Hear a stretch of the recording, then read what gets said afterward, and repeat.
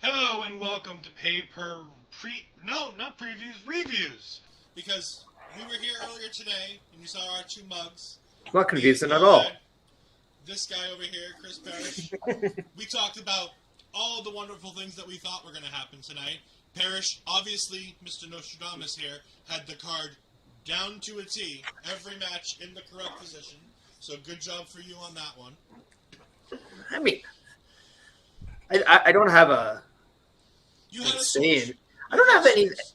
Well, yeah, it's just called my nugget. I don't know. Like, it's not like it was rocket scientist. I thought it was very obvious that we're gonna start with the women's chamber match. Hello, Astrid. In the actions of one Natalia Neidhart. I did say to Astrid that we have to add Natalia to the mix of all the wonderful Astrid poses, as she did that tonight.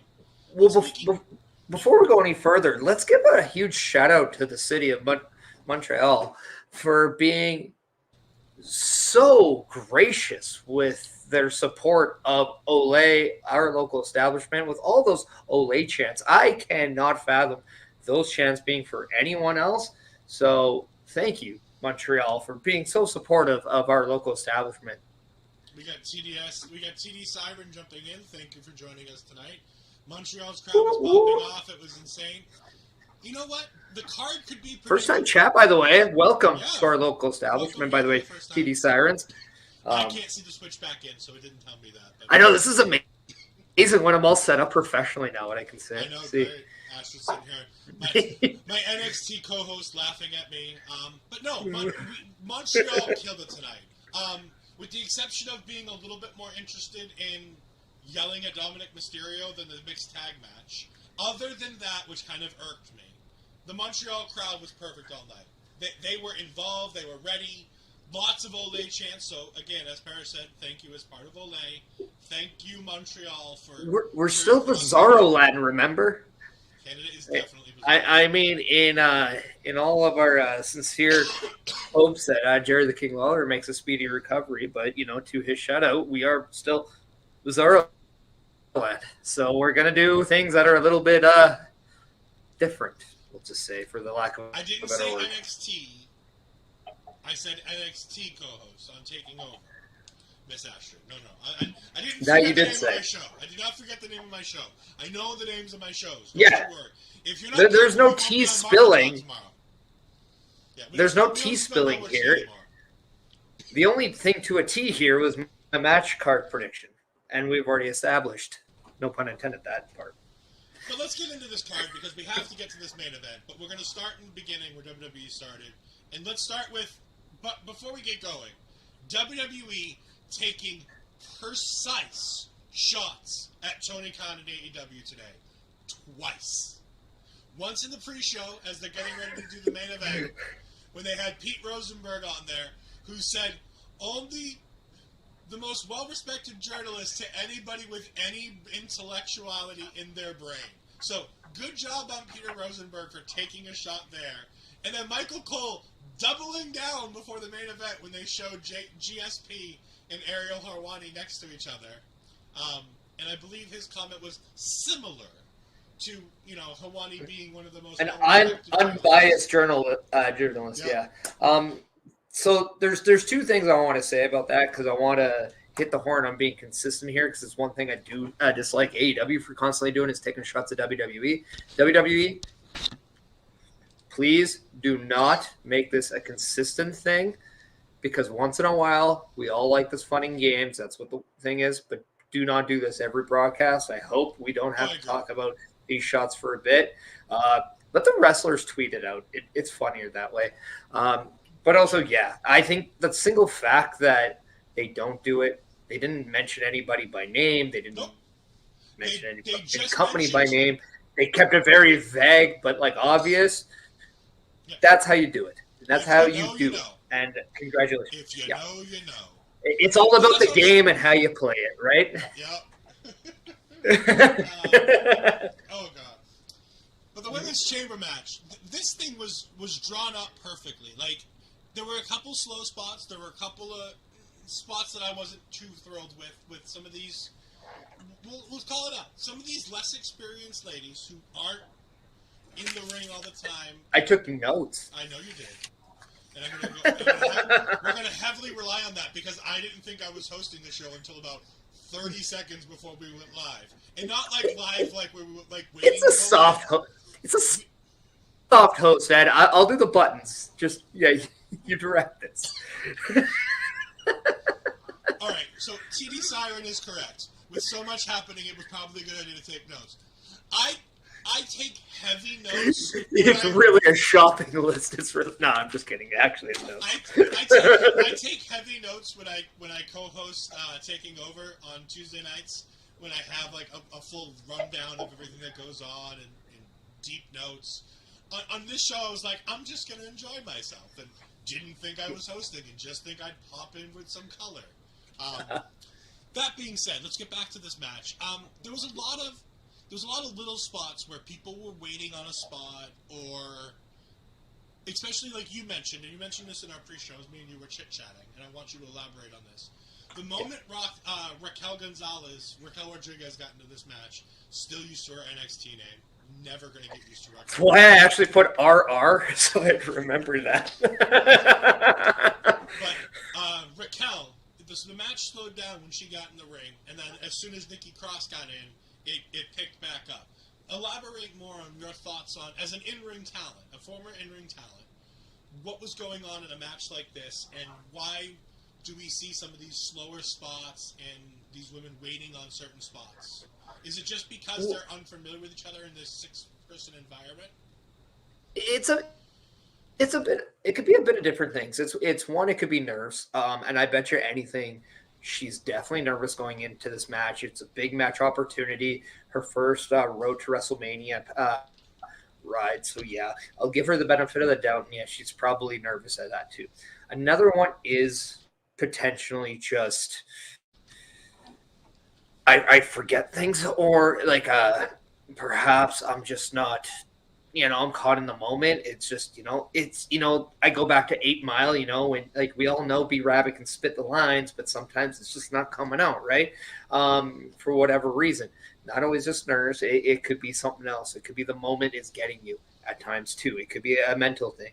Another one could also be a developmental thing.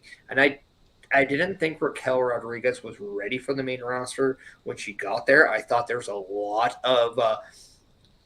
lot more pep in her step she needed, for that matter. But at the same time, it could be one of those things where the pace was already at a high because you have two very good performers in Liv Morgan, who has taken a gigantic leap in her career this year. And then you have Natalia Neidhart, who is a Hall of Fame. She's the GOAT, the best of all time, right? So you have... They're putting the level up here, and they got 5 minutes just to go. And then now Raquel is going into a situation where it's not her forte.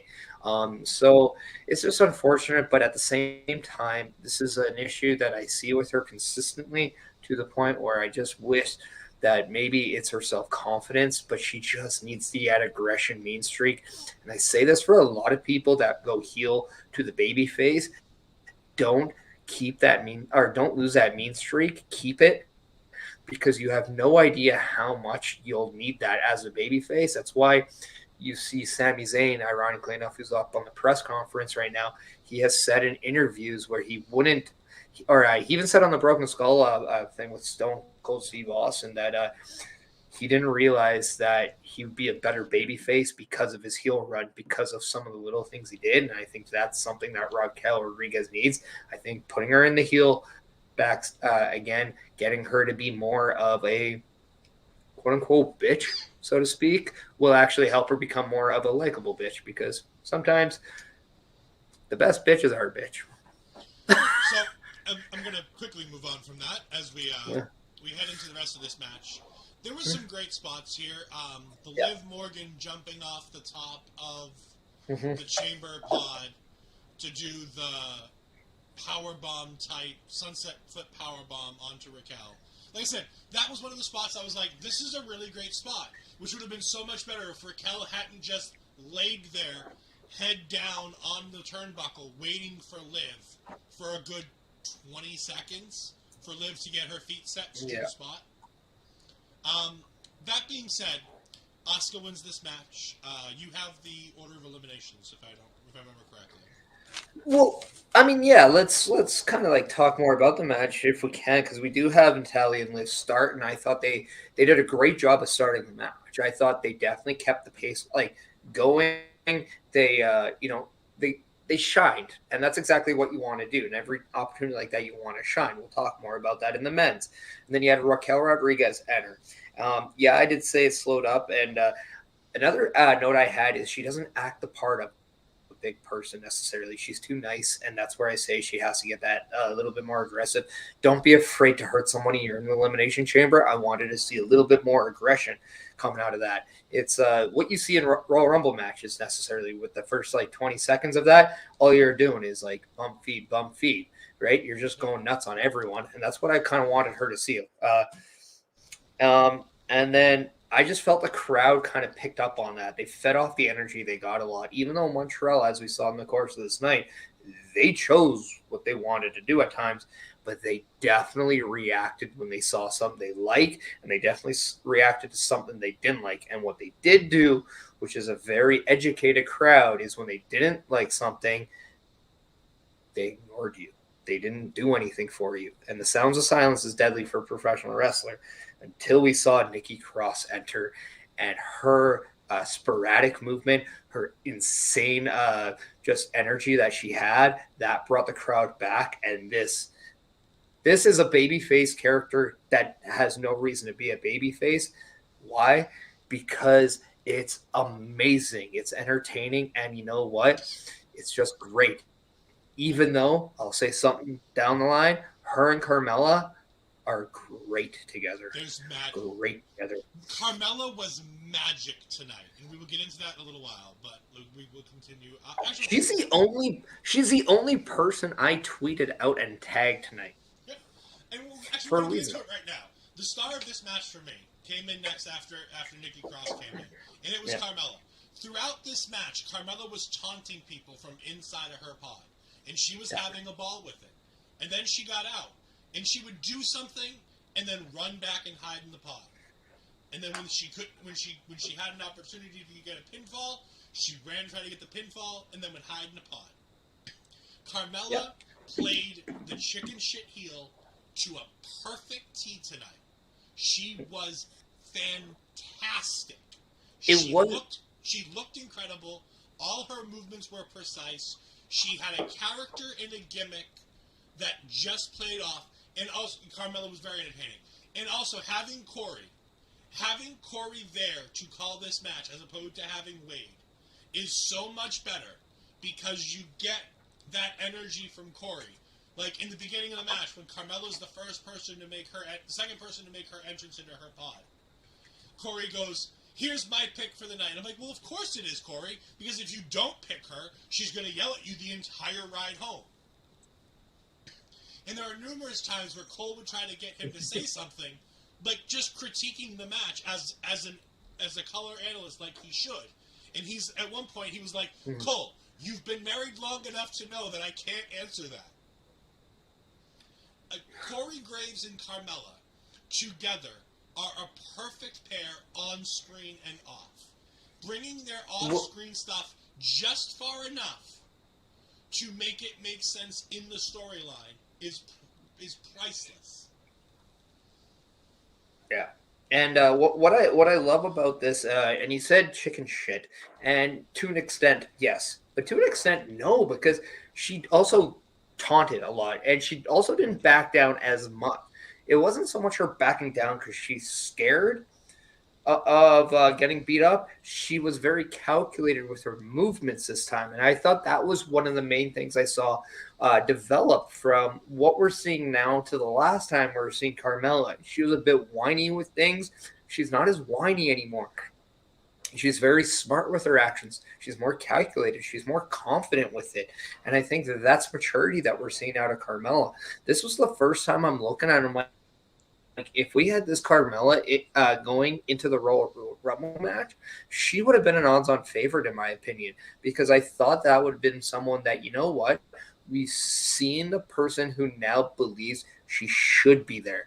Not that she wants to be there, she should be there, and she's having fun there. And I think that's confidence. When I'm telling you about what's different from her and Raquel Rodriguez, one of the biggest things, confidence. And Carmella clearly has shown that she has nothing but confidence right now. And I've been saying this for the longest time.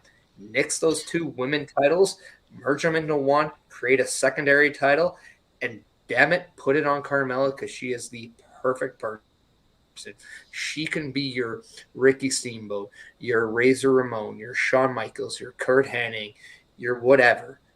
That could be your Intercontinental Champion type for the ladies, and it would be amazing. And guess what? She is exactly that breath of fresh air that you didn't think you needed in the women's division, but you now have because she is back. She had a really rough end to 2022 in her personal life. Like, it's out there for you if you want to find it. I'm not going to talk about what happened. But we all know that she was very open with she had a really rough end to the year. And she took a lot of time off to get her mental health back from a lot of things that she suffered through. And you know what? She's come back, and like you said, not only a breath of fresh air, it's an entirely different, not from a character standpoint, but from an entertainer standpoint. It's an entirely different Carmella. To the point where I was hoping I wanted Asuka to win. And it was her and Asuka in the final. And I was rooting that Carmella would win that match because part of me wanted to see Carmella versus Bianca more than I wanted to see Asuka versus Bianca.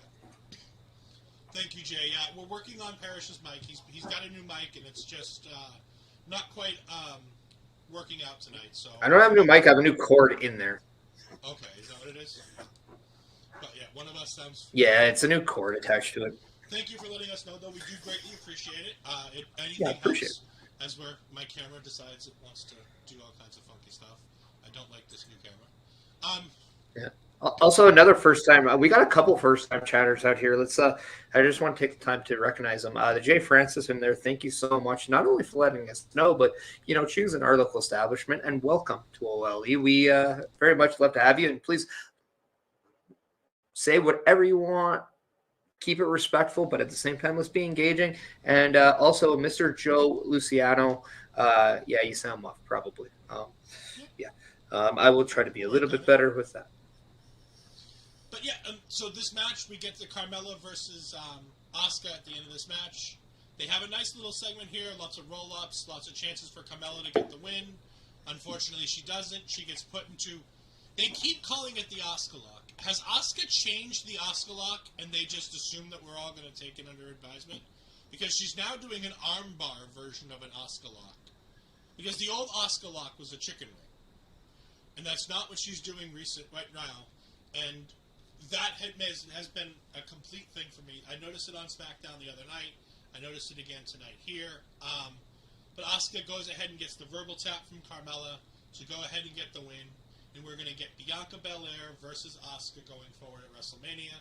This is solidifying what's already seems like it's going to be a really great WrestleMania card. Yeah, Parrish is doing a little bit of work on the back end. To Jay Francis, thank you for letting us know. Parrish is doing a little work on his mic on the back end, so I'm going to go ahead and take the reins from here. But Asuka goes ahead. Oh, and there he is. He's back again. How you doing? You good now? Parrish needs to talk. Oh, no, he's going to keep working on some stuff. So we have Bianca Belair versus Asuka coming up at WrestleMania in 6 weeks. It is 6 weeks from tonight, so that's going to be back. Yep, he's back. He's gone. Hopefully he'll be back soon enough. There you go. Yeah. You talking? Yeah. No, I'm good. I think. So, what do you think about Asuka versus Bianca Belair coming up at WrestleMania now, coming out of this?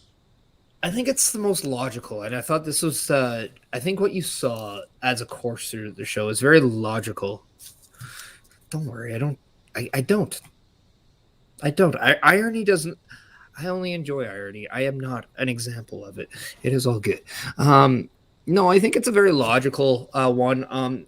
before we kind of get there, I just also want to say, like, I thought the eliminations were very spot on. I thought Carmella being the one that eliminated Natty was absolutely amazing because you knew Natty was going to get cheered. There's going to be a slight booze.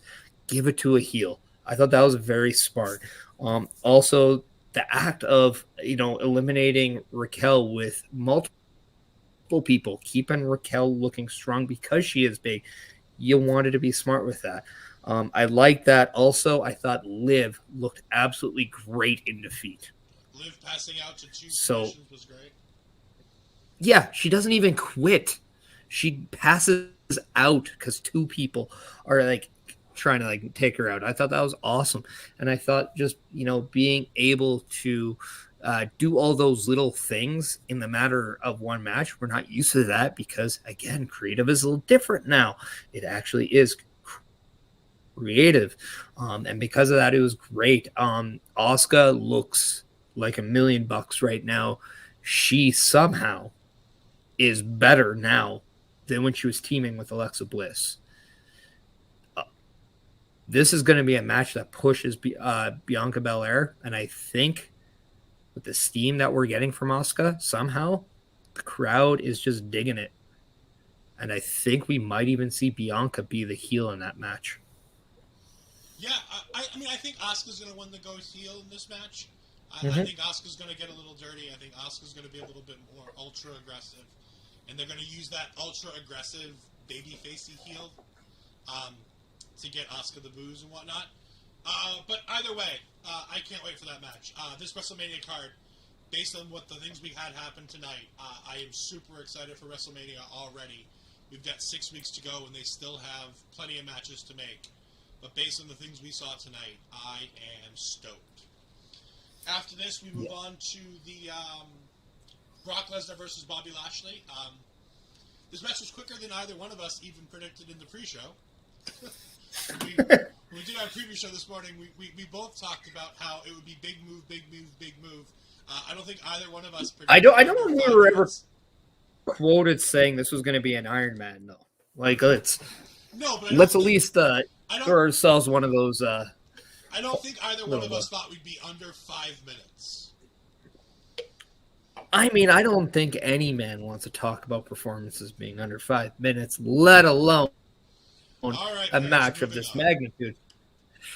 I unfortunately wasn't paying a lot of attention to this because while the entrances were happening, I went ahead and did something on the household front, and then when I turned around again thinking I'd have plenty of time, the match was over. So why don't you go ahead and take the heavy lifting on this match for me? Why don't you? Well, I mean, you pretty much out the gate, we're seeing nothing but power, right? It's nothing but.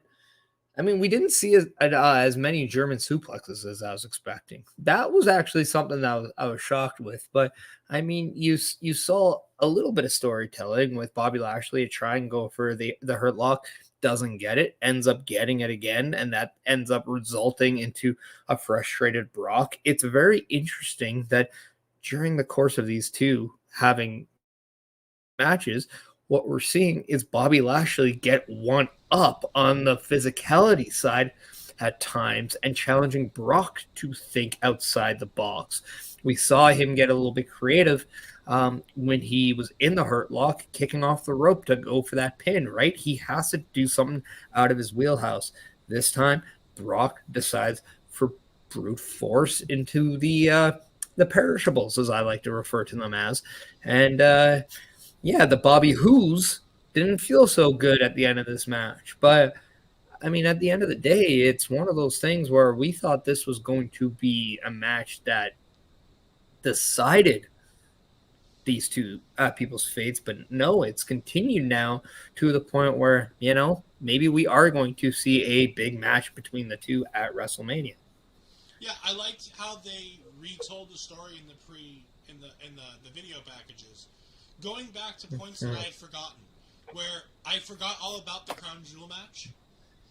I had repressed the memories of the Saudi Arabia show from my memory and did not remember that they had a match at Crown Jewel.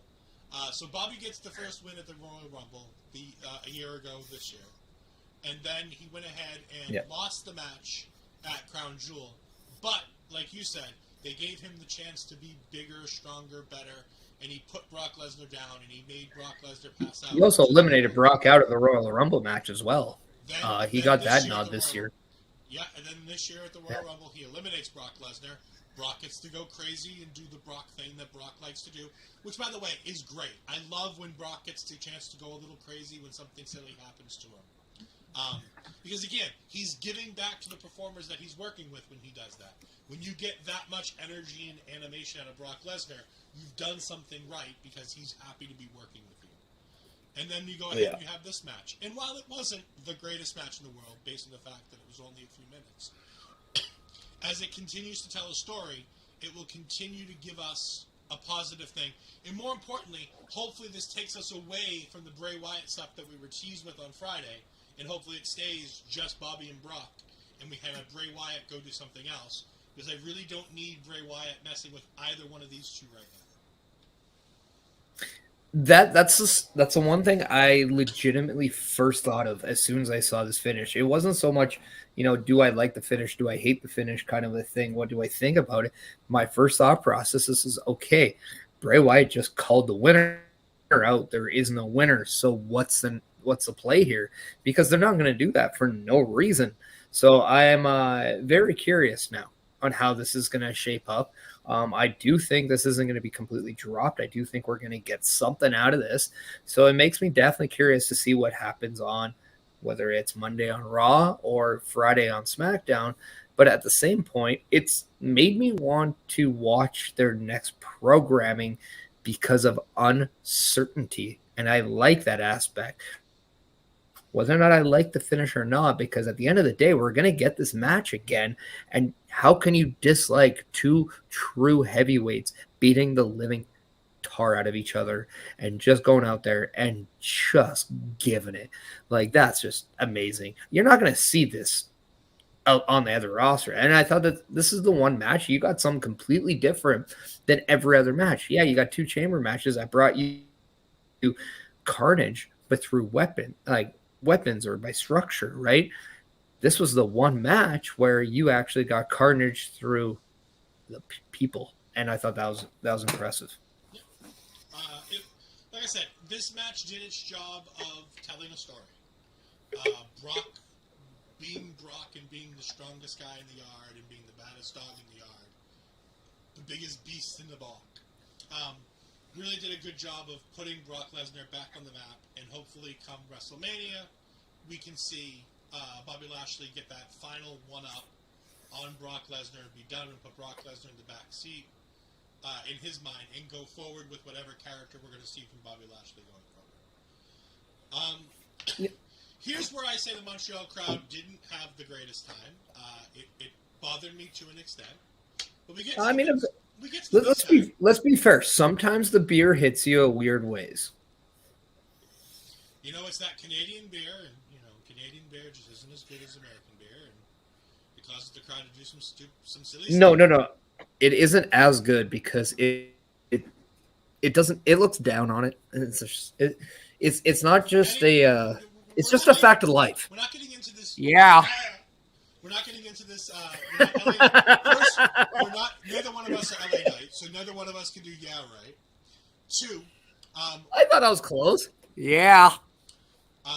We're not getting into this U.S. versus Canada thing because I'm not going to win that argument. Don't worry. When it comes to having shows in Montreal, we don't win those arguments either.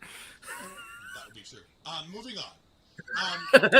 So we have the Grit couple, Edge and Beth Phoenix, versus Rhea Ripley and Finn Balor, with Dominic Mysterio.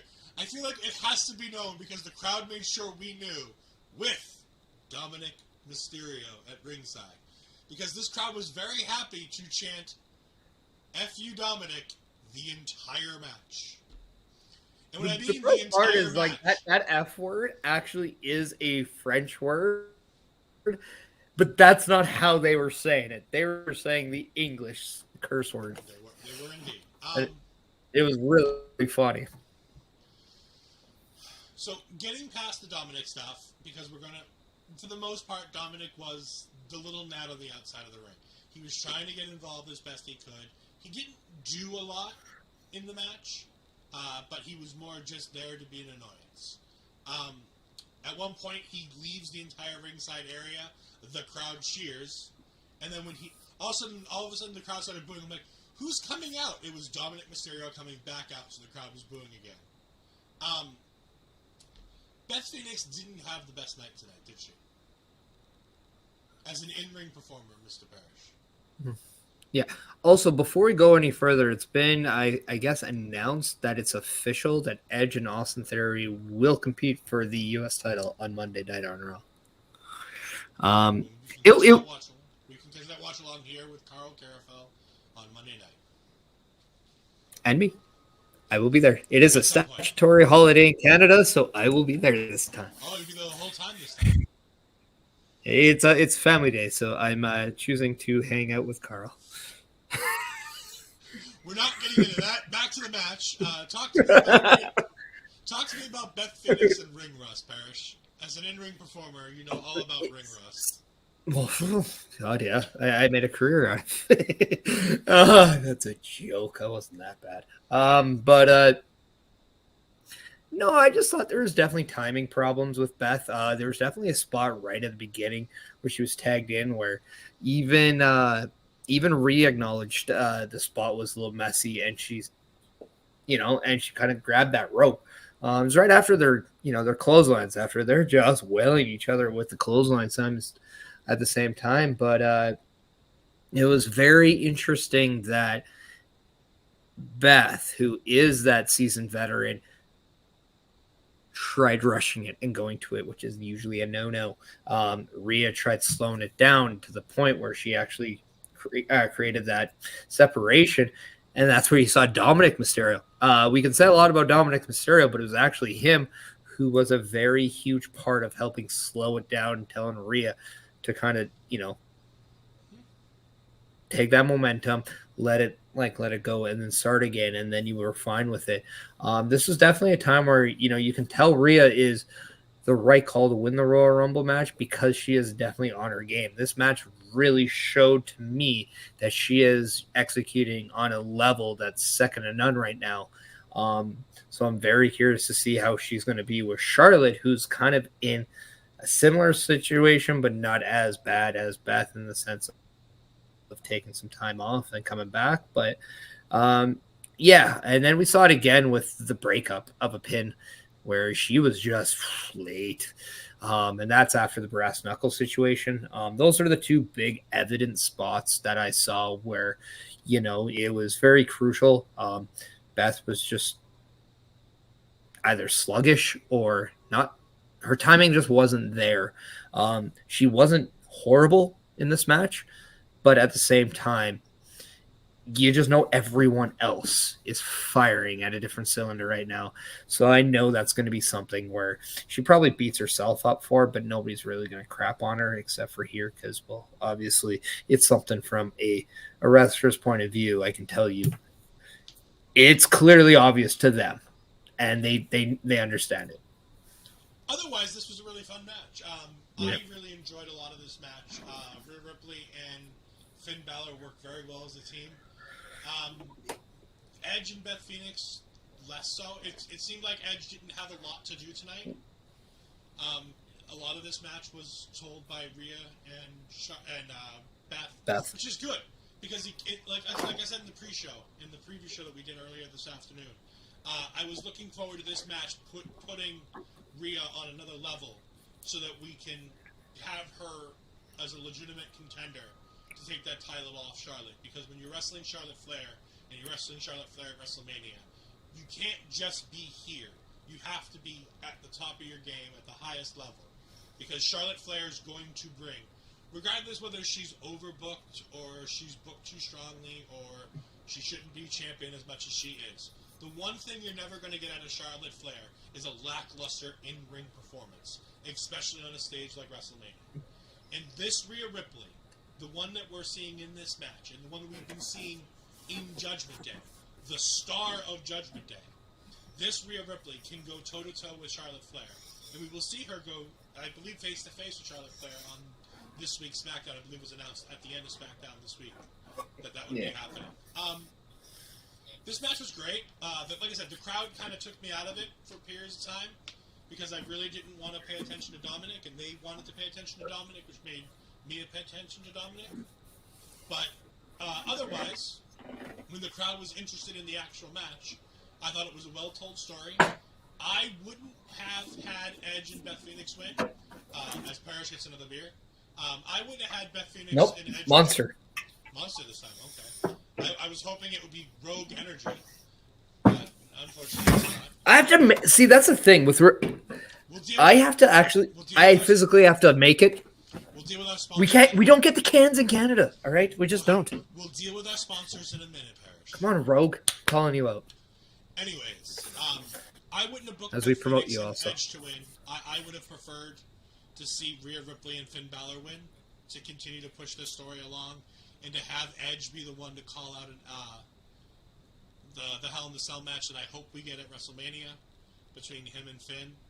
I would have preferred to see Rhea Ripley be the one that was on top as opposed to being on the outside as Finn Balor took a pinfall. You too?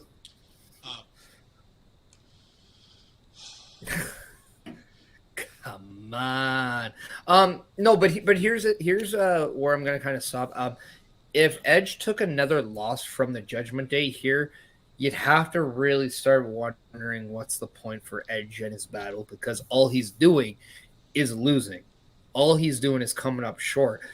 I really was expecting Rey Mysterio at some point to come out in this match, and the fact that he's not made me kind of look at it in two ways. One, that it is probably going to be him and Karrion Kross at WrestleMania and not him and Dominic. And because of that, made me wonder a little bit more if we're going to see Judgment Day as a faction minus Rhea Ripley against Edge and a faction minus Beth Phoenix at WrestleMania. Yeah, I mean, obviously, with the Shadow Machine finish that Edge and Beth Phoenix pulled off, it leads us to the question of whether or not we're going to see a revival of sorts at WrestleMania. Say yeah. Well, WWE's hoping they say yeah. But we did see Dax Harwood tweet out Shadow Machine tonight. We heard Michael Cole definitely shout it out, which was interesting. We also got to understand how close Edge and the members of the Revival FTR are, and that's because, well, one, they're good friends. Edge helped them a lot in the developmental stages of NXT. The Revival FTR also helped Edge with his comeback coming in. If you remember that scene, that home invasion angle where they kind of had Rollins kind of tour the house of Edge and Beth Phoenix when they weren't home, Edge said, or he had a phone call and he said, make sure you go and blah, blah, blah. He called Beth saying, go and stay with these guys or whatever. Those were the shoot names to Dash and Dawson, or Cash and Dax, as we now know them as. So, yeah, there's a lot of history there. And just the rumors with FTR's contract coming up, just swirl around as much as you want. We fantasy book out the butt here, so it is what it is. But at the same time, like, Edge needed a win here, or else I think I would have personally stopped believing in his fight against the Judgment Day. Also, if you want this to kind of be done with, per se, now was the right time, too. And Rhea didn't take the pin. Her momentum's not lost. I don't think it affected her. She clearly was not the weak link at this match. She clearly had a good showing of this match. Therefore, I think it's great. You have 6-7 weeks till WrestleMania. 6 weeks. Nobody's gonna. You're not gonna remember this match by WrestleMania time. So. Speaking of things that we do want to remember, you do want to remember to go to Rogue Energy. Rogue Energy is a wonderful sponsor of our show. And when you go to rogueenergy.com, you can go ahead and get all your energy drink needs. And if you use the promo code OLEPODS, you get 10% off your order. Go there. They have a great sampler pack that you can go ahead and get that comes with a shaker cup. It's affordable. You can get a couple of flavors to try. My favorite is the watermelon. I absolutely adore it. I know our friend Mel, who enjoys her Rogue Energy, enjoys the blood orange. I believe you enjoyed the strawberry kiwi, if I remember from this morning. Yeah, and actually, I just purchased an order where well, one, you can also check it their new flavor that's popping up in their strawberry lemonade, I believe. Um, and then yeah, I just made an order as well. Make sure you're also checking it out because for a lot of these are powder. You have to add water to a lot of them. Some of them, like the cookies and cream, for example, you do have to add milk, or they tell you to add milk. So if you have any allergies to dairy product, maybe stay away from that one. But be aware of that as well. Yeah, but if you go to our wonderful sponsors, RogueEnergy.com, and use the promo code OLEPods, you will get 10% off your order. And they're fantastic. They've been a great sponsor to us as we start our journey on here. And like I said, the OLE team really enjoys going ahead and getting them. They're better than most energy drinks because they're safer. They're made with all natural ingredients for the most part. Less of that metallic-y taste. More of a wonderful, just a full-bodied taste. I've always enjoyed it. Hopefully you will too. Well, a lot of their drinks too are more designed for hydration effects too. Yeah, they give you some boost as well, but it's not strictly like a Monster or a Red Bull or what's the other one? No, I'm forgetting it, but Rockstar. That's the one I was thinking of. But I have no idea what Prime is, to be honest, because I don't know if we have it. If we have it in Canada, I haven't seen it yet. But don't worry, it's a Logan Paul product. It's probably not any good anyways. Yeah, you know what?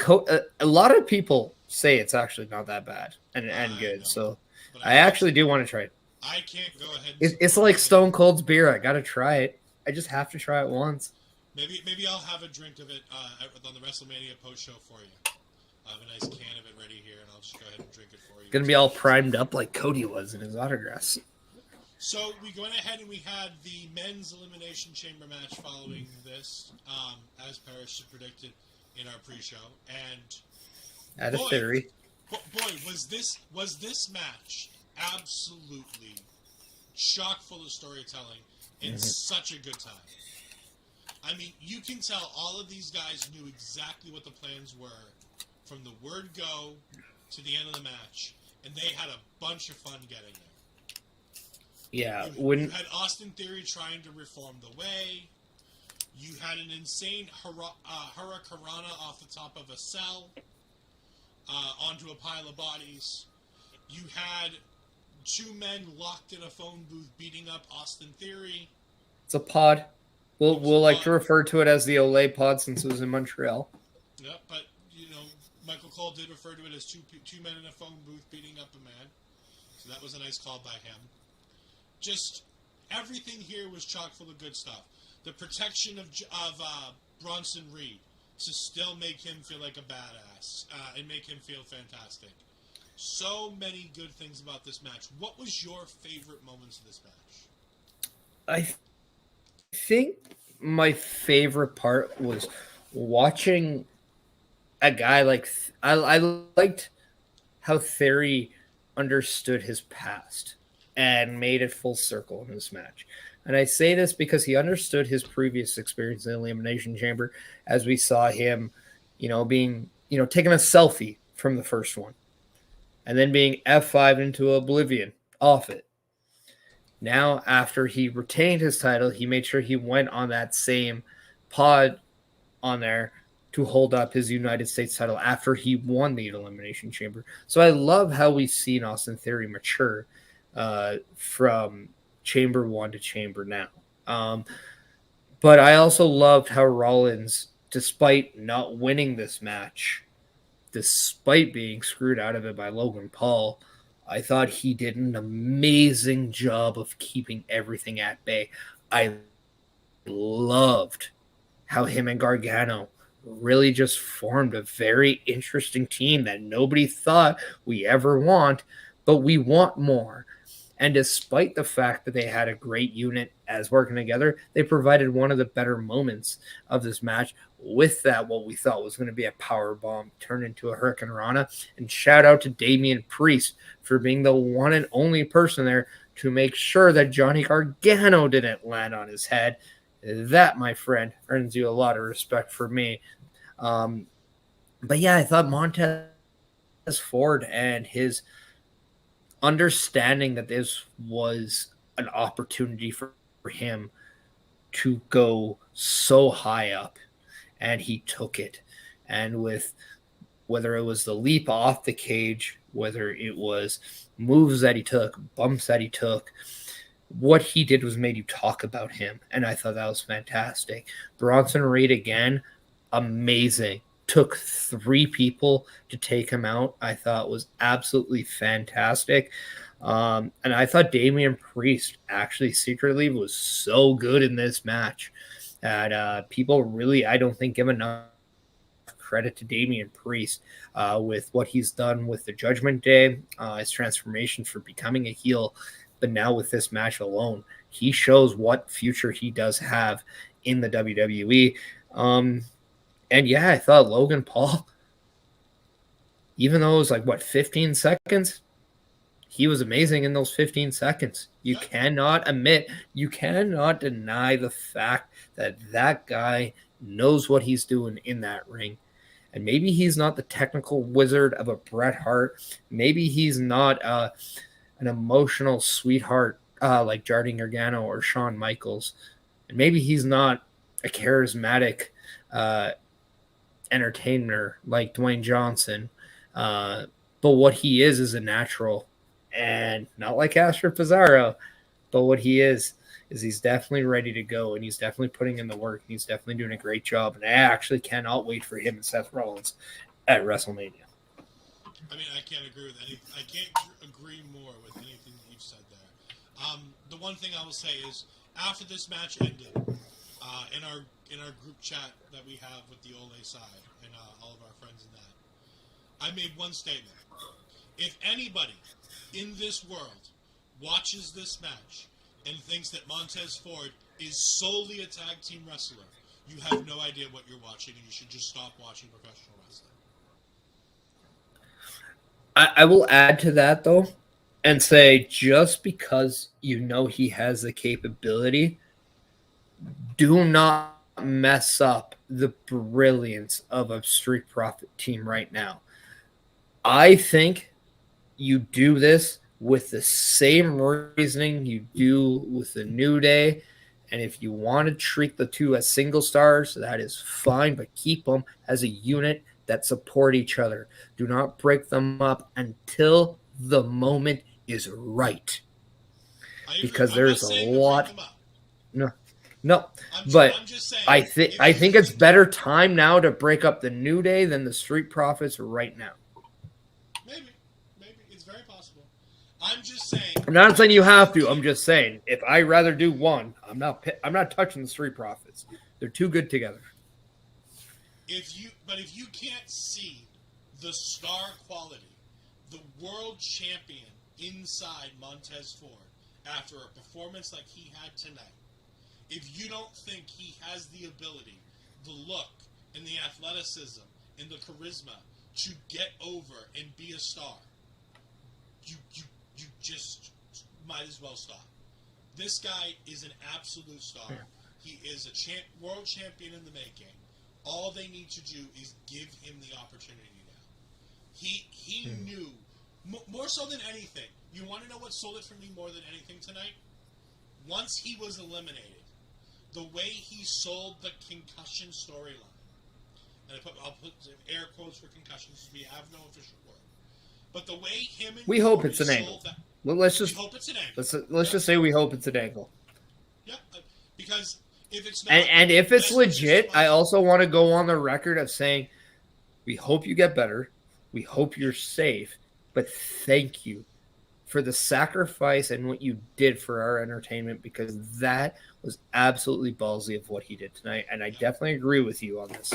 And Corey Graves also, with the history of Corey Graves having concussions, and that being the reason why Corey Graves is sitting next to Michael Cole and not in the ring right now, because that's the honest truth. Right now, if it weren't for the fact that he had too many concussions, Corey Graves would be in that ring for the U.S. title tonight instead of sitting on the outside looking in. But Corey Graves being legitimately worried for another fellow competitor and yelling at the truck, whether it's in character or just his own personal opinion, not wanting to see the replay over and over and over again of the stop. And the sell that Montez Ford did, where he was trying to be lifted up and he was kind of dead weighting it, and when he fell down trying to come out of the cage, I'm playing it off that it's an angle as of right now, because honestly, I'd hope that it's an angle. I don't want him to be hurt. I never want anybody to be hurt in this industry, so I always take injury spots as an angle until proven otherwise. But in doing that, he proved to me that he's more than just a spots guy. This was an opportunity for him to really sell and really show a dramatic side, and he did very well without going overboard. Mm-hmm. Because there are so many times where somebody gets hurt and they go overboard, and it makes it look unrealistic, or it just looks bad. And he made it look real, and you felt it, and you hurt for him. And in that moment, I didn't want him. I wanted him to win and come back and win a title more than ever. So Montez Ford was my absolute star of this match. As much as Johnny Gargano did and killed it, as much as Austin Theory did, knowing, like you said, knowing his past and using every piece of his past with all these different people to go ahead and tell this story.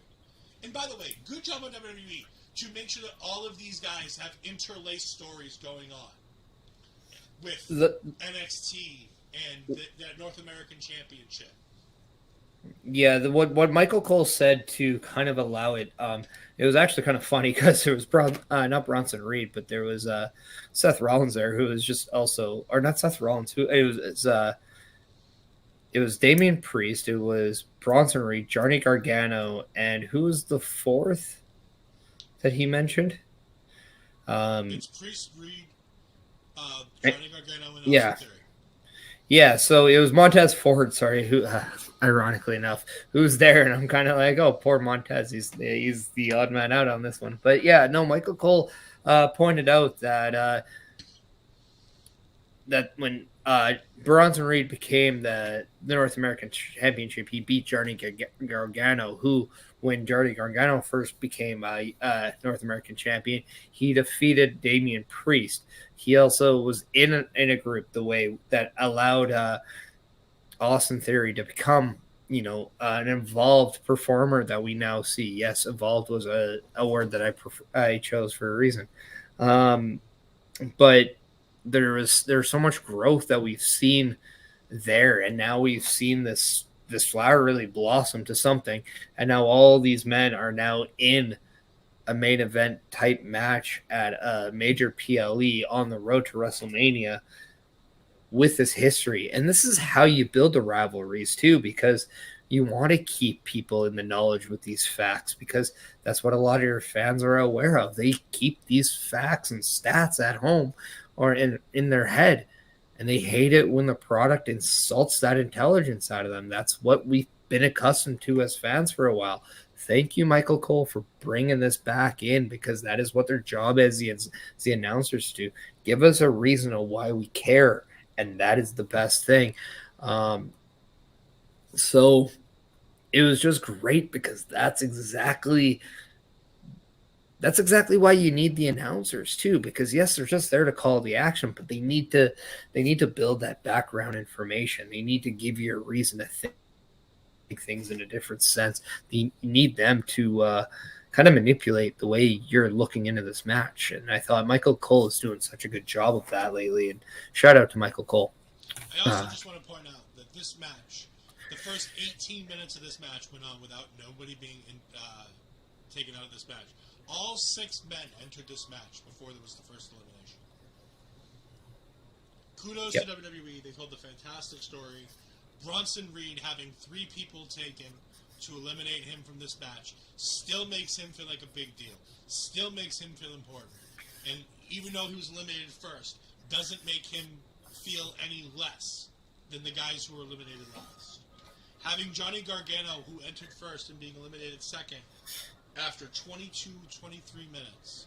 Absolute fantastic job. And allowing Damian Priest to really get that momentum by going ahead and pinning Johnny Gargano. I was surprised, because I didn't think Damian Priest was going to get any eliminations. At that point in the match, I thought we were seeing the Austin Theory and Montez Ford show, because Ford eliminated 2 people, and Austin Theory eliminated 2 people. And I really thought that it was going to be, the 2 of them stealing the show with Rollins at the end. Let's talk about the Logan Paul of it all. Logan Paul, while Montez is being attended to and being carried out of the cell, Logan Paul goes ahead and inserts himself in, hits a buckshot lariat, goes ahead and hits a splash on Seth Rollins, goes ahead and goes back outside, closes the door, hangs on the door as Austin Theory hits A-Town down and gets the 1, 2, 3. Yeah, you were saying in the previews how you wanted something like this to happen, and you could see it this maybe becoming a thing. And there it is right there. We didn't see any funny business with the women's chamber match, and I actually thought it was a great idea because, in all honesty, you could agree with me or not, I thought the only reasonable person you do it, probably Nia Jax, and we all know that's probably wasn't going to happen anyway. But what you did have is you had Logan Paul, and what it didn't do is impact – really, it didn't impact the competitors in the match. What it did was impact the finale of the match that allows us to understand a more permanent direction to WrestleMania. Because had there been no interaction with Logan Paul and Seth Rollins, you might question whether or not that's the direction of WrestleMania. And now we know for sure that is.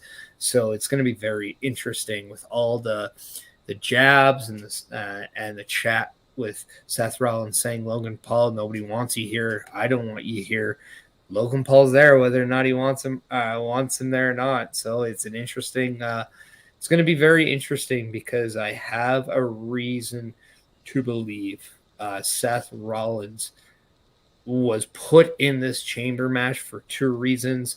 And that was to make sure that Logan Paul and him have a direct sight to WrestleMania, but to also captain and to direct this Elimination Chamber match. And I thought he truly was an MVP of this match. Whether people want to look elsewhere or not, that's totally their opinion, because if we can make definite conversations for that, we can really I can understand that.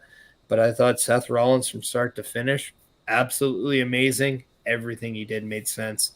Kudos to him, and that's why I think he's one of the best going today. I talk about it on Taking Over a lot when we talk about the women's division, how that NXT women's division is lacking that ring general who can just call the match, direct the plays, and make sure everything stays on track and stays going. That was Seth Rollins' job tonight in this cell, like you said, and he did it perfectly. All of the spots were on point. He does it so well that you didn't know that he's doing it, which I thought was like the great thing. I know you're out of the Boston area. You understand hockey. You know the importance of like the Ray Borks and the Zdeno Charas. Sometimes the best defenseman in hockey isn't getting noticed. That's when you know he's doing his best work, and that I thought was very true here. We saw it somewhat in the women's match, but with Asuka and Natalya in that match, it was split up. It wasn't as bad. Not to mention, you have people that have been a while there with Liv and Carmella and Nikki who know how to get a job done. So it really wasn't as much of an importance in that match as I think it was necessarily needed. There was a lot more going on in the men's match as well. Do you think we're heading to, as we wrap up this match and get ready to go to our main event, do you think we're heading to the same place I do? Theory versus John Cena at WrestleMania. Yeah, I thought that was probably a given since probably last year. I thought they probably tried for SummerSlam, and they definitely teased us with the John Cena celebration. What was it like 20 years? Or something. Yeah, so they definitely teased us on there. It's been a slow burn. So yeah, I just think with that U.S. title, we talked about this morning. It's just so much of a perfect symbolism to both them because, I mean, as we know with Austin Theory right now, that U.S. title is everything to him because that Money in the Bank was more of a checkpoint in his career than really an establishment. I also think the Kind of ironic because it was the same with John Cena. I think the Money in the Bank was an unfortunate thing where the power shifted in the middle of his time with the Money in the Bank, and I don't think Triple H wanted him in that position at this point, and I think that's where the change happened with Austin Theory and the Money in the Bank. I think Vince saw him in one direction, and I think Triple H said, he's not there yet, but we can get him there in a year or two. I honestly believe that Vince wanted to shoot him up, and I think that was always what Vince's downfall was not knowing how to get people invested in the journey as much and just doing things for the sake of doing it. Whereas Triple H sees a longer in vision, and he saw this as a way to, use this as an advantage. He's not using this as, oh, okay, well, he's going to have to lose a match to get it away. So, but losing, he's down here. He doesn't look at it that way. He understands that you can change the way you have an outlook on something by something simple like a defeat. That's exactly what Austin Theory did. He has one defeat. He now he's now more focused, so he doesn't take selfies. He's a little bit more, I don't want to say brash, but he's a lot more confident in his thought process. So I like that.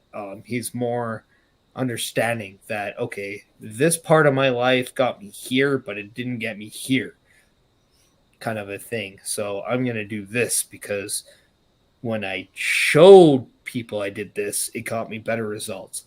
But if I make that my constant thing now, that's where I am. So that's the difference, right? It's those little things that I think Triple H is just doing what Vince used to do so well. In the Attitude Era in the 90s and in the early 2000s, Vince was really good at making a star. And then all of a sudden, Vince seemingly forgot how to make a star. The one thing I was going to say about all that is I think Triple H has a similar outlook to Bully Ray at times that you can get over without going over. I think this pay-per-view especially kind of showed that just because you didn't go over doesn't mean you didn't get over.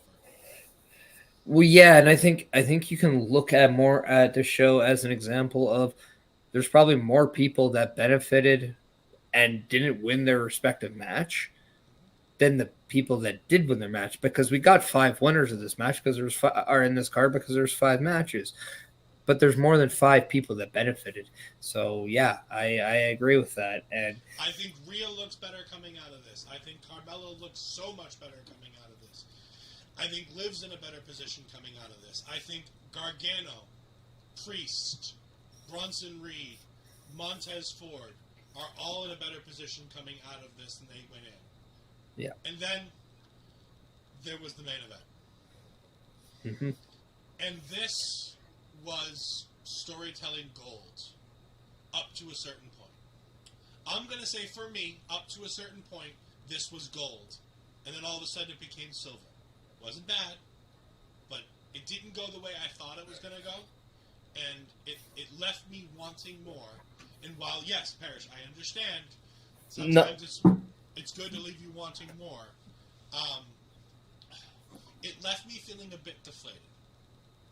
And I think, and this is going to be kind of where I wanted to add on to that. And I did this because it's not so much I disagree or anything.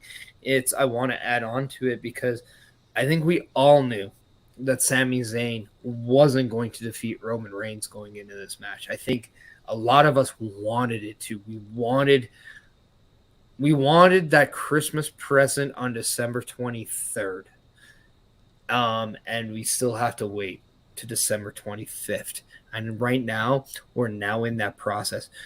What I loved with it was with this story being told the way it did, we initially thought, yes, we do want this. But there was that element of, are we sure we want it? Are we sure we want it because it's just right? Or are we sure we want it because we really wanted for this person? And now you're 100% on that train of understanding we want it because we know what's right and we want it for that person. What this moment did was completely I want to say just completely there's the right word, but maybe it completely just dialed in that thought process that you want it, because there's that element of doubt. And what it allows in that process is to give you what you did want, and that is Cody Rhodes and Roman Reigns. Sami Zayn was a great but he was that great thing. Now we know at a later time he's going to be the. And I think this was the night where we finally understood that Sami Zayn is the and not an or a but. And I think in due time we will get the. Yeah, this match, we start with the entrances. Roman Reigns uses the champion's prerogative, something I didn't know existed in the world of wrestling. Maybe Parrish knew this. I didn't. I did not know that the champion gets to choose whether they go out first or second. So here's the thing. There's always a double thing here. I find it a double. I sometimes it doesn't make sense. I've always taught that the heels always go out first. The only exception is championship matches, right? Because you always don't know whether or not you want the champion out last.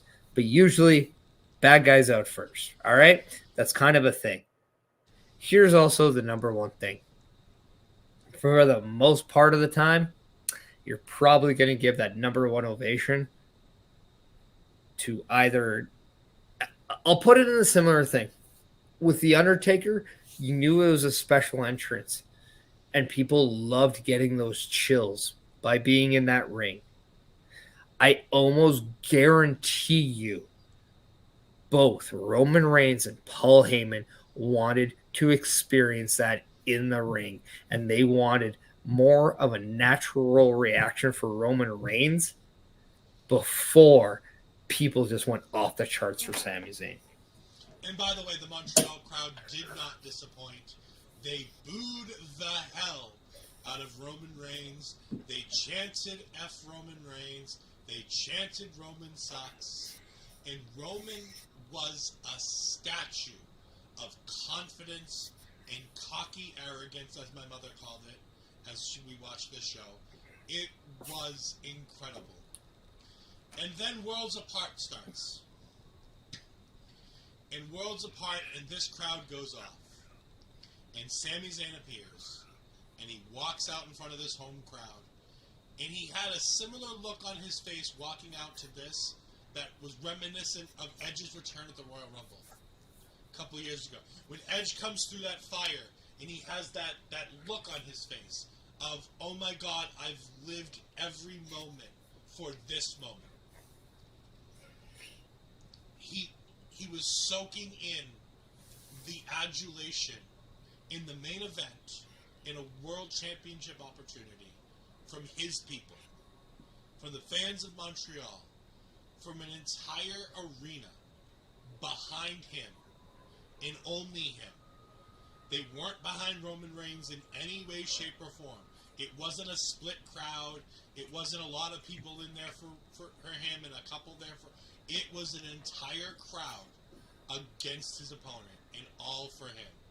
And it was beautiful. He gives his wife a kiss. He goes into the ring. Roman is stoic. Roman is giving nothing away. They do the introductions, and Samantha Irvin does a fantastic job of laying out these introductions for these two guys. She waits just long enough. She holds the lines just long enough. Roman Reigns swinging his titles at Sami Zayn's wife as if they were his package. And just looking at her and going, look at these. These are mine. You want these? He was playing the role to perfection. The bell rings. Brandon Thurston, the man behind the numbers. 4 minutes and 18 seconds. These guys stood there and just soaked in this crowd, waiting to lock up. Have you ever been in a match where you knew you had enough time to waste 4 minutes letting Oh, yeah. the crowd before you ever touch your opponent. Yeah. You've been in a match like that. Yeah, it's a feeling that is so sorry. It's a feeling that is so surreal. And I say this because you know that just with the smallest thing, you know the fans are gonna eat it up like it's the most savory thing they've ever had in their life. And you just know you got to like you're just having fun at that point when people are thinking like, oh my god, like did they know? They probably had an idea. I think everyone knows they were going to have an idea. I like the slow burn. I love it when a main event match with this much of emotional investment starts off slow because you know it's going to ramp up at some point, but you know they're going to take your time. It's like when you know you have a mile to drive, but you don't start the gas hot right off the bat. No, you start slow and you just wait for it.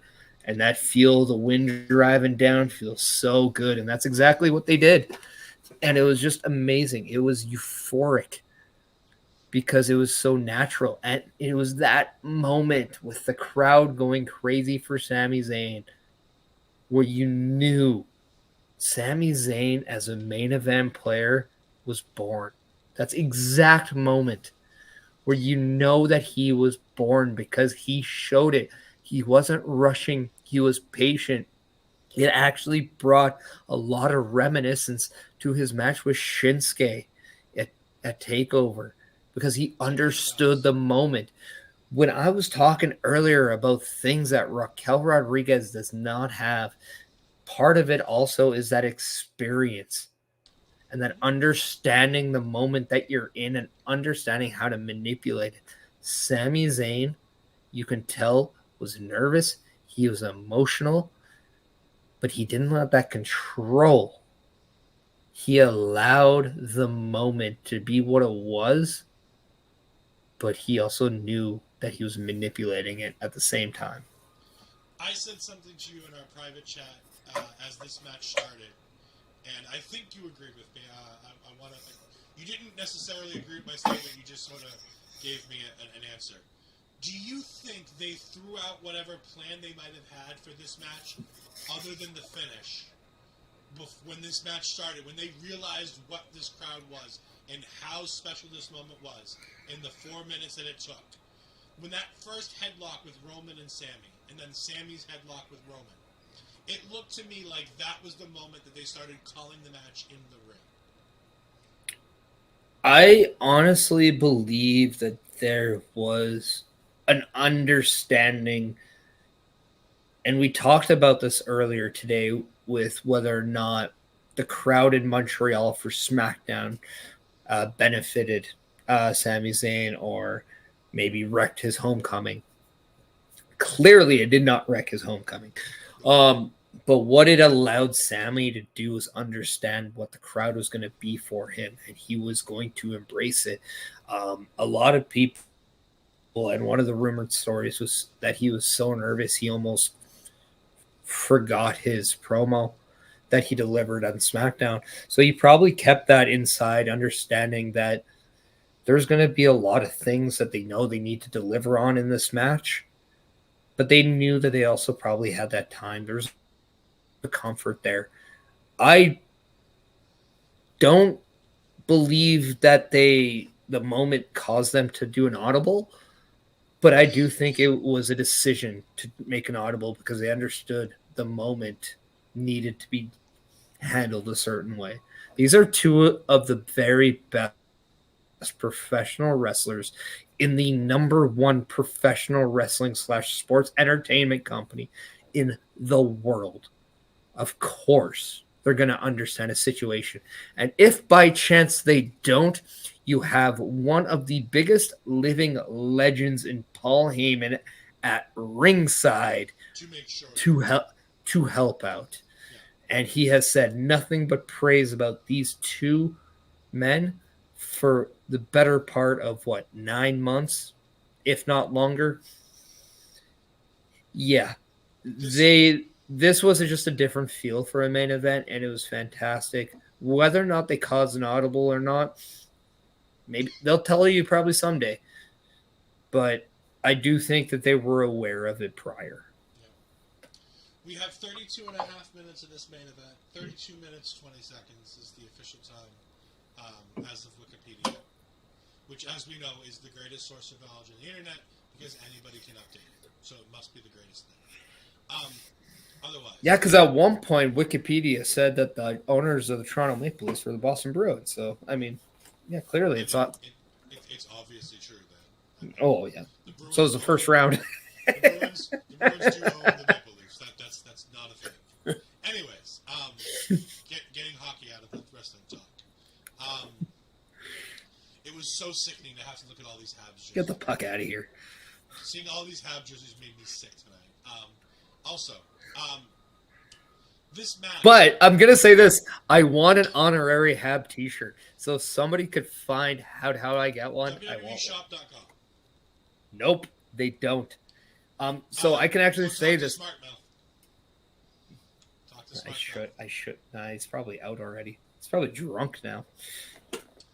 Anyways, one of the things I loved about this match is there's a version of Roman Reigns that existed pre-pandemic. There's a face version of Roman Reigns that we saw for years that got shoved down our throats. There's a heel version of Roman Reigns that started before the pandemic. And then there's the Roman Reigns that was the Universal Champion in that run with Jey Uso. The run with Jey Uso for a small period of time. But I want to focus on that Jey Uso part for a little bit. Because he developed a special version of his character of Roman Reigns during the pandemic when there was no crowd, when there was no ambient noise. And Roman Reigns started this Wrestle Talk. Not Wrestle Talk, the company on YouTube that's garbage. Not that. But Wrestle Talk as in the way he talks to his opponents throughout the match. In this match, the way he talked to Sami Zayn's wife as he's beating up Sami Zayn in front of her. The way he can pull emotion out of words during a fight that mean almost as much as the biggest and flashiest wrestling moves you could do. His slow nature to milk every moment for every ounce that it's worth. To know when to push on the gas pedal and when to take it slow and just soak in everything that is Roman Reigns. There's a reason why he's been champion for 900 days. There's a reason why they're waiting for the perfect moment with Cody Rhodes to finish the story. And it's not only finishing Cody's story, it's finishing Roman's story. It's finishing the story of the bloodline. It's finishing the story of the head of the table. And Sami Zayn was the best last hurdle for Roman Reigns to have to go through heading into WrestleMania. And Sami Zayn gave his everything. And there were moments where I bought in, knowing Sami Zayn would never win this match. In my heart of hearts, I knew Sami Zayn couldn't win. But there were moments where my brain thought he might. And there was a couple near falls. That Superman punch into the Helluva kick made me feel, do you believe in miracles? The call from Michael Cole. Absolutely perfect call from Michael Cole there. Who, by the way, was on fire in this match with giving it time to just let the crowd do their thing. Michael Cole has never been good at laying out. That's an announcing term. I'm sure most of you may not know this. But in sports broadcasting, they tell you every now that you should almost never lay out. Because you always want something going on. You always want the audience to be hearing somebody talking. Because you want to imagine that even though they have a picture, paint the picture for them. So Vince McMahon was very against laying out. He didn't want his announcers laying out. Triple H has been giving Michael Cole space, and tonight it showed, where he allowed Michael Cole to lay out just long enough to get that crowd into this match, to hear Roman, to feel every punch, every kick. Michael Cole was as much a part of this match as Roman Reigns, as Sami Zayn, as Paul Heyman, as Mrs. Sami Zayn, because I don't know her name, as Jimmy Uso, as Jey Uso. Michael Cole was as much a part of this match as any of them. And this match was storytelling perfection. The wrestling is what it is. But Sami Zayn has the momentum going. And Roman Reigns pins Sami into the corner, behind the referee. And Roman starts doing his punches, his elbows, his back elbows. And he pushes Sami Zayn into the referee, and the referee goes down. And Sami hits that haluva kick. And he has the pin. And he gets, like you said in the preview show, he gets the visual 1, 2, 3. He gets the win. But there's nobody there to count the pinfall. I mean, just storytelling perfection. Any thoughts up to that point? I think we'll go point by point as we get here. Yeah, I think what we saw was a lot of dramatic in this match. And I think that's exactly what we expected and what we wanted. We wanted you to play our heartstrings like a guitar. I think that was the number one thing you wanted, because the one thing you did with this entire storyline was belt out one of the best guitar riffs with those same heartstrings. So yeah, I thought it was great. The two things I'm very, very taken back by was, why does Jey Uso not get involved after taking a shot by Sami, even though Jimmy took a shot and then came back later? I thought it was weird that Jey decided to sell like an official for that time. But I'm also very, very intrigued by why the decision wasn't to give the fans what they wanted in the reunion with Kevin Owens and Sami Zayn. Let's get to that in a minute. Let's continue. Yeah, but those are the two things. But yeah, I'm very interested to why. Here's a big one. I'm even more surprised that knowing that there is the Usos, Solo Sikoa, who's not even there. That was curious. But why you just didn't make this match no DQ? Why did you need all these ref bumps? Why not simplify it a little bit so where it was a little bit more expected? So we have the first ref bump. The ref goes down. Sami Zayn is now got Roman pinned, but there's no referee. Jimmy Uso comes out. Hits 3 super kicks on Sami Zayn. Puts Sami Zayn down. Pulls the referee on top. Pulls Roman Reigns on top of Sami Zayn. Second referee comes out. 1, 2, Sami kicks out. I thought it was over right there. I thought that was going to be the way that they called it. They continued. Match continues for a little bit. We have the second ref bump. Roman Reigns. It feels like they had to redo this because it feels like Roman Reigns was supposed to hit it, and he backed off and didn't hit it. And then they redid the spot about 2 or 3 minutes later. But Roman Reigns goes ahead and hits a Superman punch on the referee. And Sami Zayn goes ahead and hits a big move. And then Roman gets the 1, 2, 3. But there's no referee there to be had. And then out comes Jey Uso. Roman Reigns tells Paul to get the chair. Because Paul says, look, 2 referees, both out. They're both down. And Roman requests the chair. So Roman's about to hit Sami with the chair. And Jey comes through the crowd. And he stands between Roman and Sami. And here's the one spot where I feel like they let me down. The one spot where WWE let me down. Roman realizes the moment, realizes what he needs to do, and hands Jey the chair. And Jey's about to make his decision. and Roman Reigns turns around and pushes him around and takes the chair and takes the decision out of his hands.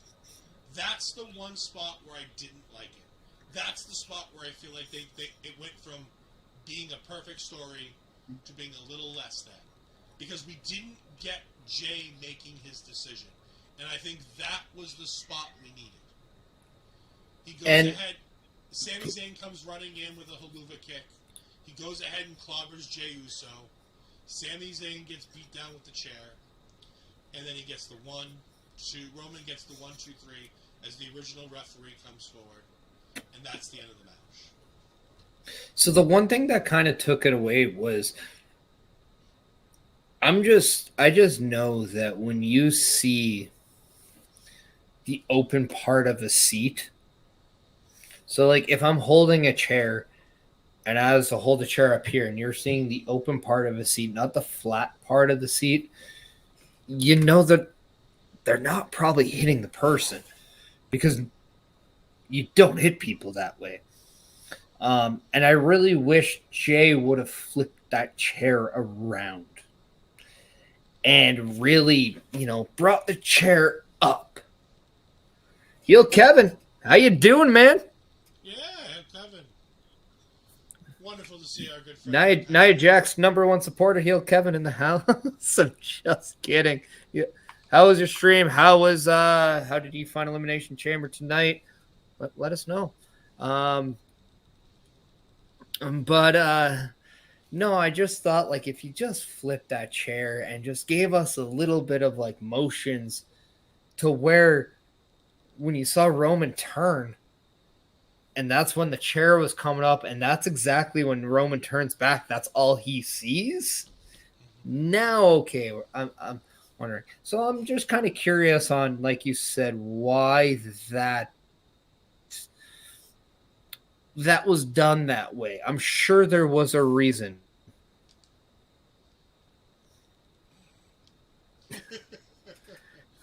No, Kevin, stay. I promise we won't be talking anymore about that. Don't get me wrong.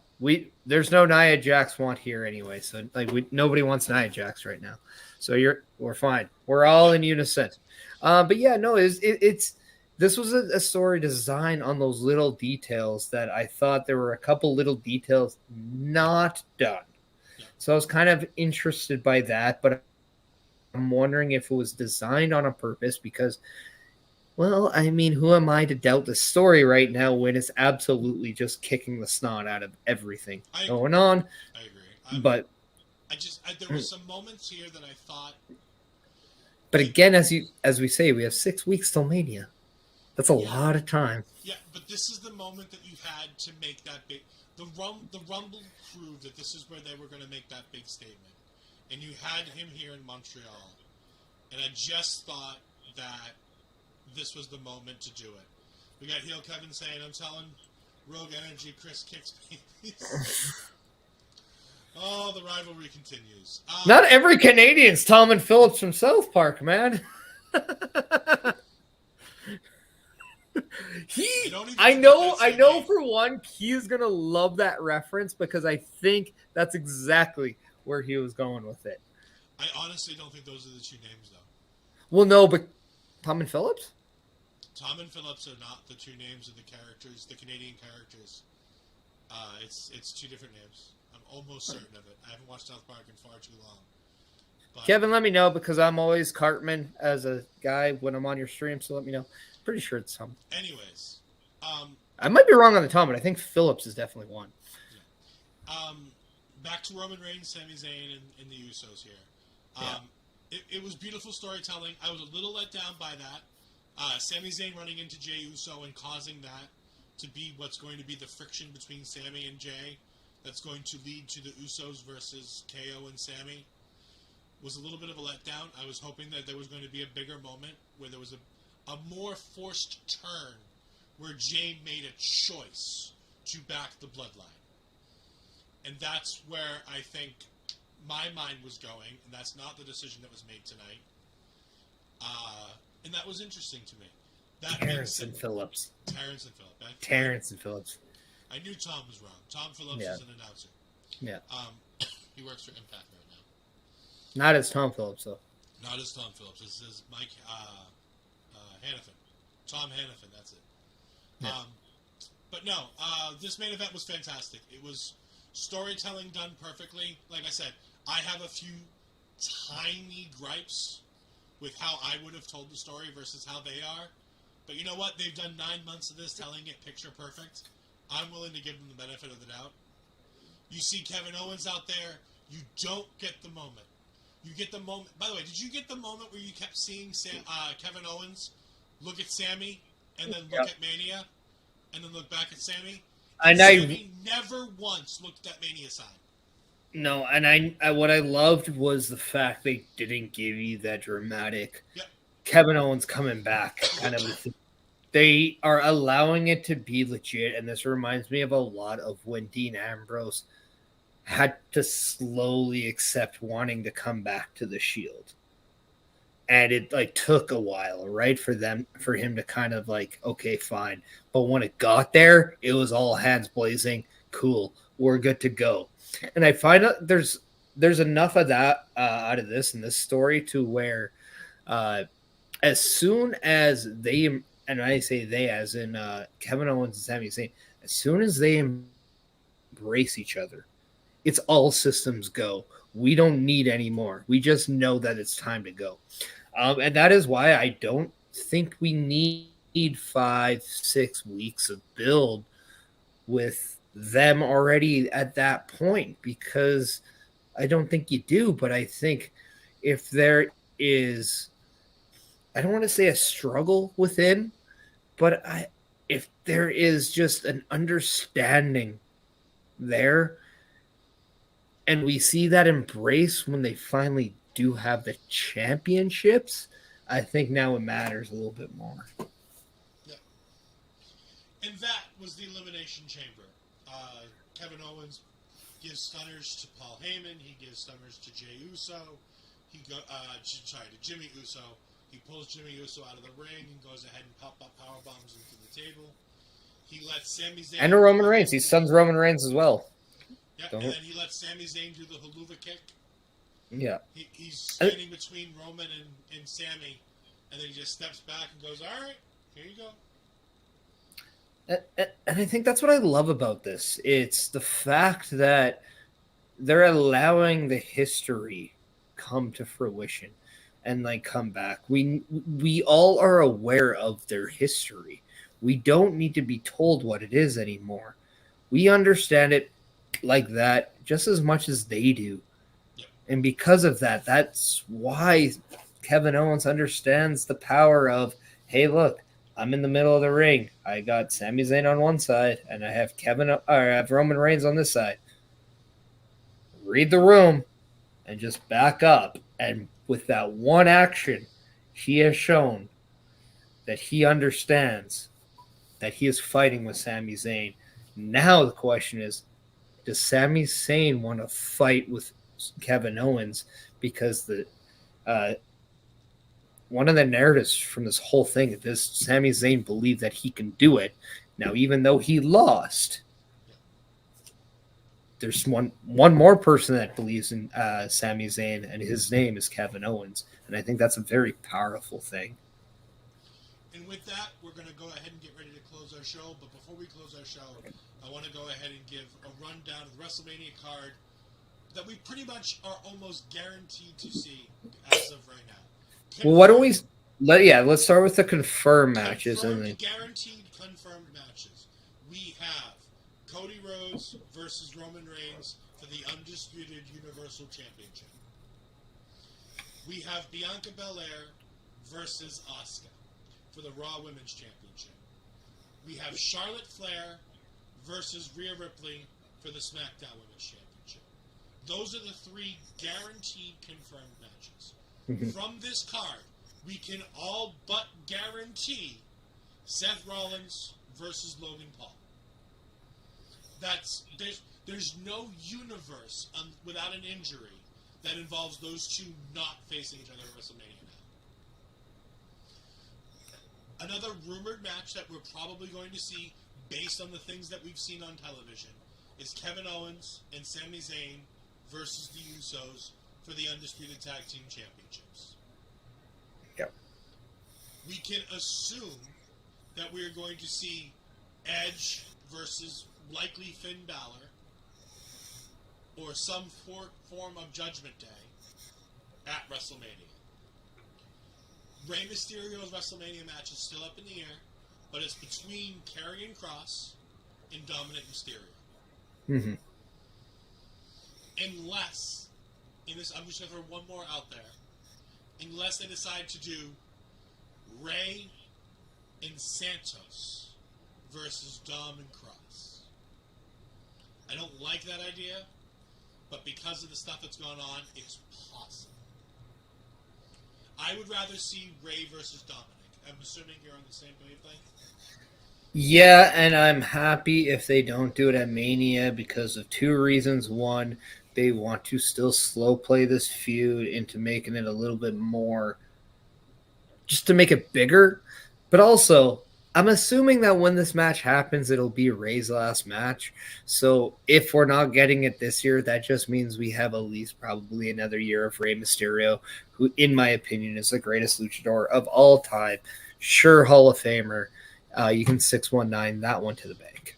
G-Mote, the greatest mass wrestler of all time, as he calls himself. We can also safely assume Austin Theory is going to be defending his United States title, likely against John Cena. Yeah. But that's what the WrestleMania card looks like so far.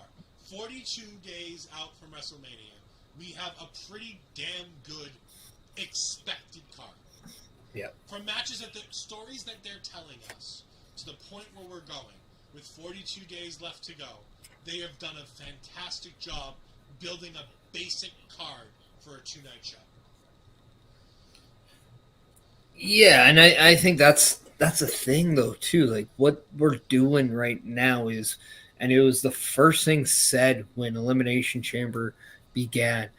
Welcome to the final PLE on your road to WrestleMania. Perfect line to start off with because it's true. Now we have Raws, we have SmackDowns, and that is it until WrestleMania. 6 SmackDowns, 12 shows. And it's going to be very intriguing to see not only how this card is shaped up, what we do get confirmed, especially with so much news out there that this person might join. This person might join. We don't know if there's free agents to be had in WWE, but we know that the understanding is there. We know the possibility is there. So it's going to be very interesting. We'll talk more tomorrow. I'm sure that. Yeah. But Chris, I mean, we've had a great time here, Parrish. But you know what? It's time to call it quits. You've got busting out. You got to bust out in less than 12 hours. So we got to give you some time to recap and re-get that energy going so you can have round 2 and bust out again. So tell us where we can find you. You can follow me on the Twitter at Chris Parrish. You can follow me on the Instagram at Chris.Parrish. You can follow me on the Twitch at the Chris Parrish and at YouTube at youtube.com/@Chris Parrish. And yeah, you can definitely follow me on Twitch at our local establishment tomorrow at about, say, 12:15-ish p.m. Eastern Time with Bustin' Out as myself and the host of Turnbuckle Talk, Carl Carafel, will decide how far we plan on going off the rails tomorrow.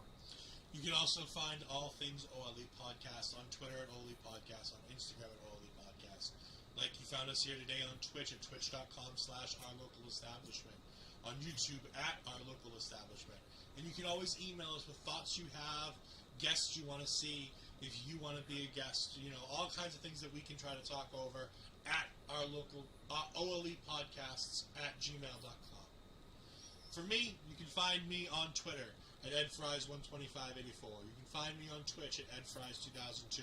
I'm getting ready and piped up for this year's 2K23. I'll be streaming it, most likely my computer version as opposed to my PS4 version, so I can get something a little bit more graphically updated. I can go ahead and get some mods and things like that. But you can also catch me every Tuesday night with my co-host, Astrid Pizarro, as we go ahead and talk all things NXT on Taking Over. Tuesday nights directly after NXT. You can come on back here, and me and Astrid Pizarro will tell you all the wonderful things that happen and go ahead and chat with you about what your thoughts on them are. Tomorrow, you can catch me and my other co-host, Andre C., as we go ahead and talk all things Ant-Man Quantumania at 5 p.m. Eastern Standard Time, as we go ahead and do our Marvel Talk, Ant-Man and the Quantumania, with our special guest, Astrid Pizarro, who will be joining us. It's going to be fantastic. It's a movie that's divided audiences and critics. Find out what the OLE crew of Marvel Talk thinks tomorrow at 5 p.m. For me, for the Chris Parrish, I'm not used to being on this side of the screen. It's just one of those things. Yeah, but you don't even get it right when you're on this screen. You know what? There you go. Oh, I did it wrong again. My point made. Thank you for joining us. Chris Parrish is muted. Chris Parrish is gone. All you see is me. Have a great day.